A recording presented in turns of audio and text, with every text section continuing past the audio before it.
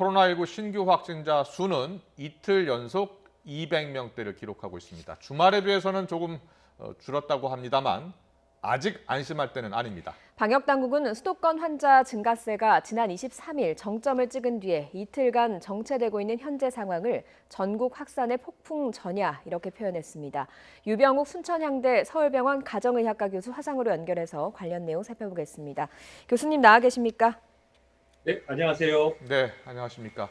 먼저 중앙임상위원회가 수도권 환자 증가세가 흐름상으로 봤을 때 이틀 전, 그러니까 지난 23일이 피크였다라고 했는데요. 아직은 안심할 수 없는 단계이긴 합니다만 그래도 최대 고비는 지났다고 볼 수 있겠습니까? 저는 정말 죄송한 말씀이지만 그 고비를 지났다고 말씀드리기에는 좀 이르다고 생각합니다. 예. 그 이유는 이 현재 환자분들의 그 분포를 봤을 때 8월 14일부터 17일, 18일까지의 환자들의 경향을 보면은 집회 영향도 물론 있었지만 7월 말 8월 초에 휴가철 그리고 개인 방역을 지키지 않았던 개인적인 일탈, 오랜 시간 지속되는 장마와 수해 등으로 인해서 실내에서의 다중 밀집 접촉이 일어나서 발생했던 가능성이 훨씬 높습니다. 예. 그 이후에 이러한 무증상 감염자가 많은 상황에서 일부 면역이 약하고 그리고 만성질환을 갖고 계신 분들이 증상이 나타나고 그걸 우리가 진단하면서 추적하면서 확인이 됐던 시점이 8월 13일, 8월 14일입니다. 예. 그런데 대규모 집회가 진행되면서 그런 환자의 추세가 증폭이 돼서 나타나는 게 바로 어제와 오늘 되거든요. 예. 즉, 그 390명대로 나왔을 때는 그 두 개의 사건이 같이 겹쳐져서 환자 수가 많이 보였던 것이고 어제와 오늘 같은 경우는 이제 그 휴가라든지 수해와 장마로 인한 여파보다는 이제 그 여러 지역에서 무증상 감염이 있었던 것이 꼭 하나의 집회만 말씀드리는 건 아니지만 예. 그런 임시 공휴일이라든지 또는 여러 집회로 사람들이 많이 모였다가 퍼지면서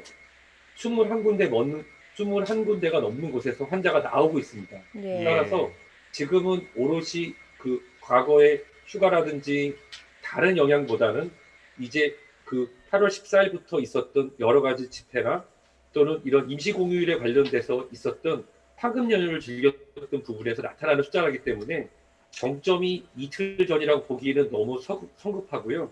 예. 앞으로 더 많은 분들이 자발적으로 검사에 참여하고 계신데 증상이 있건 증상이 없건 본인이 어떤 상황에 노출됐거나 또는 문자를 받으셔서 검사를 받으십시오라고 권유를 받으셨던 분이 더 많이 검사에 참여하신다고 하면 숫자는 늘어날 가능성이 충분히 있습니다. 예. 8월 14일부터 있었던 집회 그리고 연휴의 여파가 이제서야 나오고 있다 이런 설명을 해주셨습니다. 그런데 오늘 방역당국도 그래서일까요? 좀 다른 내용으로 브리핑을 했습니다. 이틀 연속 200명대를 기록하긴 했지만 확진자 정체가 아닌 전국 확산의 폭풍 전야라고 했는데 동의하십니까? 저는 이제 폭풍 전야라는 표현을 아마 이 한 단어를 굉장히 조심스럽게 사용할 거라고 생각되는데요. 예. 지금 우리나라는 이제 오늘 밤 내일 이제 태풍의 영향권을 들어갑니다. 네네. 그러면 우리 많은 국민 여러분들께서는 이 태풍에 대한 부분을 더 많이 받아들이니까 이 현재의 방역의 역량으로 100% 추적이 불가능한 코로나19의 재확산세를 폭풍 전야라는 단어를 통해서 이 국민 여러분들의 더 많은 이해를 돕고 그만큼 경계해야 된다는 그런 뜻으로 단어를 사용했을 거로 이해가 되는데요. 예. 네. 저도 폭풍 전야라는 단어에 동의를 합니다. 그 이유는 일시적인 정체로 저는 판단이 되고요. 아직도 젊고 건강하신 분들은 뭐 일부 사이토카인 폭풍이나 또 다른 그런 부작용 때문에 일찍 증상이 나타날 수도 있지만 예. 대다수의 분들은 젊은 분들은 무증상 감염으로 본인도 모르게 돌아다니면서 다른 분들을 노출 감염시킬 수가 있기 때문에 예. 현재 나오는 숫자가 현재 우리 대한민국 사회를 반영하는 그런 코로나의 현 주소라고 생각하지 않습니다. 예. 알겠습니다. 일단 일시적인 정체 현상이다. 그리고 만약에 좀 더 검사를 많이 받을 경우에는 확진자 수가 더 늘어날 수 있다. 이렇게 보고 계신 것 같은데요. 중환자 수도 지금 이달 말 전후로 최고조에 이를 것으로 지금 전망이 되고 있습니다. 그런데 문제는 이 중환자를 치료할 병상이 충분치 않다는 건데요. 어떻습니까? 현장에서 보실 때는 병상 부족이 현실화될 것 같습니까? 사실 저는 이제 가정의학과 의사이기 때문에 예. 중환자는 이제 중환자를 담당하시는 그 경험이 많은 의사 선생님들과 또 전문의 선생님들이 계십니다. 저는 이제 주로 상담하고 검진, 진단 쪽에 있는데요. 예, 예. 그래서 이제 동료 의사들과 같이 얘기를 해보고 또 제가 갖고 있는 네트워크를 봤을 때 그리고 이 중대본에서 나오는 이 이야기가 절대 그 어떠한 근거 없이 얘기하는 게 아닙니다. 그 이유는 예.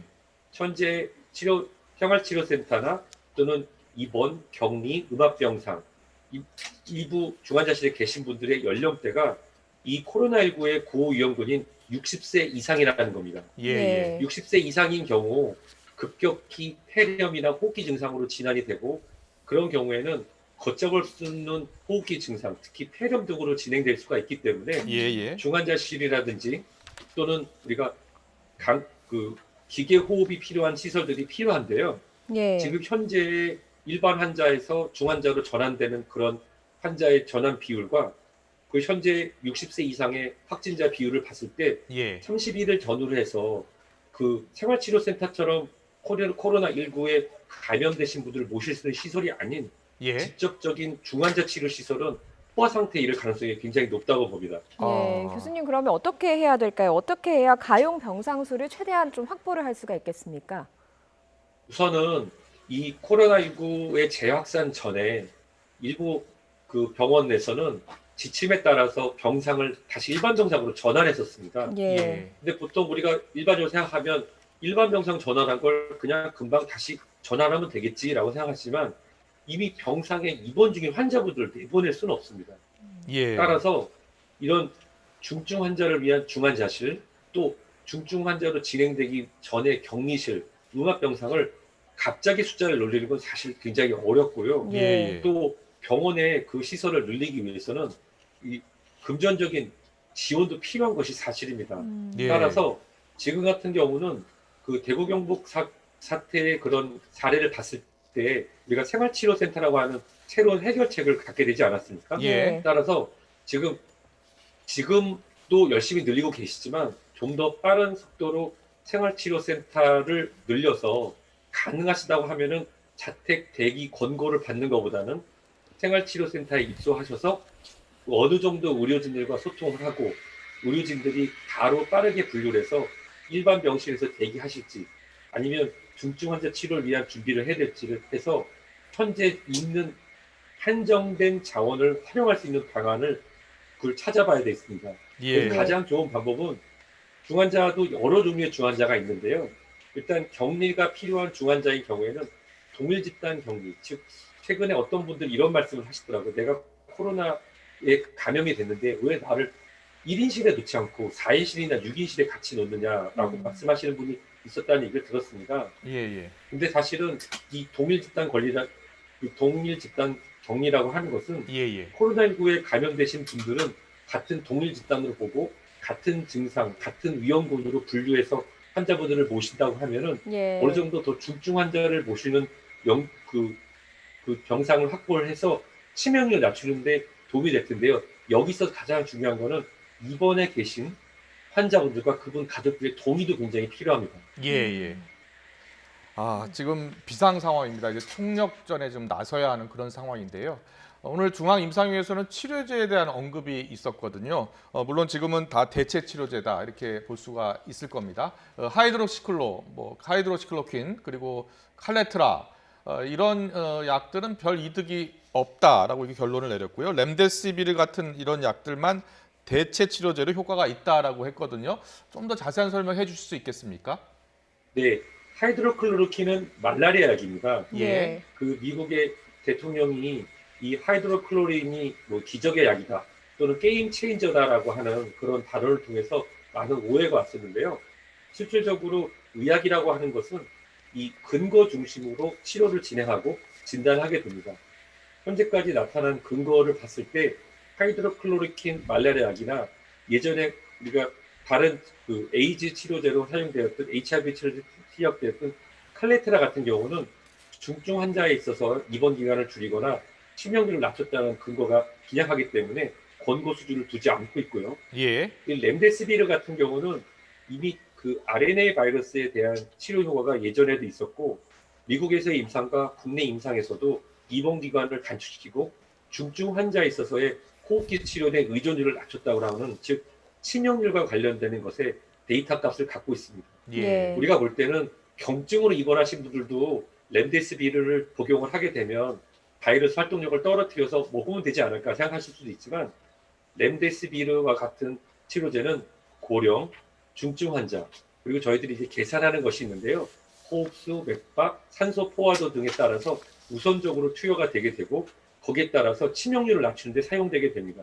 예. 이 덱사메타손 같은 경우는 굉장히 오래의 역사를 갖고 있는 스테로이드. 우리가 보통 스테로이드 하면은 오래 먹으면 부작용이 생기니 주의가 필요합니다라고 하는 그런 약물 중에 하나인데요. 예. 예. 이 덱사메타손과 같은 스테로이드는 이 코로나19 등의 여러 가지 바이러스 질환 이전에도 중증 환자, 즉 호흡기 치료가 필요하거나 산소 강제 산소 주입을 통해서 폐렴의 중증 치료를 하는 경우 예. 보통 여러 단계 중에 아주 심한 단계, 마지막 단계 아주 치료가 어려운 단계에서 우리가 제한적으로 항염증의 그런 보조적 치료 요법으로 사용되고 있고 이것은 코로나19의 초기 치료부터 대구 경북에서 중증 환자분을 모실 때부터 치료로 사용되었고 예. 일부 효과가 있었기 때문에 지금도 중증 환자분들 모시는데 사용이 되고 있습니다. 예. 예. 말씀하신 뭐 치료제뿐만이 아니라 백신도 많이들 기다리고 있습니다. 그런데 영국의 면역학자가 코로나19가 변종이 많아서 백신을 통한 근절이 불가능하다고 주장을 했거든요.